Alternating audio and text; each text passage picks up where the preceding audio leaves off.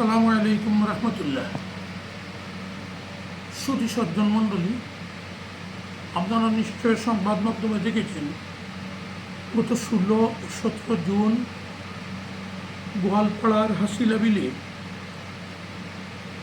যুগ যুগ ধরে বসবাসরত প্রায় 670টির অধিক সংখ্যালঘু পরিবারকে 20টি এক্সকেভেটর লাগিয়ে যেভাবে অমানবিকভাবে মাত্র দুদিনের নোটিশে উচ্ছেদ এবং উৎখাত করা হয়েছে তা অত্যন্ত বেআইনি এবং অমানবিক, অত্যন্ত মর্মস্পর্শী ঘটনা। আসামের মুখ্যমন্ত্রী হিমন্ত বিশ্ব শর্মা তার হৃদয়ে হাজার হাজার অবলা নারী এবং শিশুদের ক্রন্দন মুখেই রেখাপাত করেননি। হিটলারকেও তিনি এ ব্যাপারে হার মানিয়েছেন।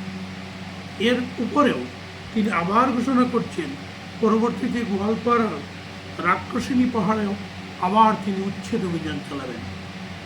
এ ব্যাপারে উত্তর পূর্ব ভারত ইমারত শরিয়া ও নদওয়াত তামির এ হেন জঘন্য বেআইনি এবং অমানবিক উচ্ছেদ অভিযান শীঘ্র বন্ধ করার জোরালো দাবি জানাচ্ছে।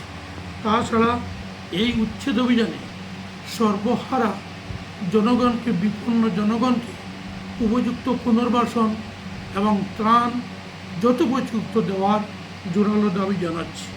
তাছাড়া ইমারতে শরিয়া ও নদওয়াত তামির আসাম সহ দেশের বিভিন্ন মানবতাবাদী, রাজনৈতিক এবং সামাজিক অন্যান্য সংগঠনকে এই অসহায় মানুষগুলোর রক্ষার্থে প্রতিবাদে সোচ্চার হওয়ার জন্য অনুরোধ জানাচ্ছি। ধন্যবাদ। আসসালামু আলাইকুম।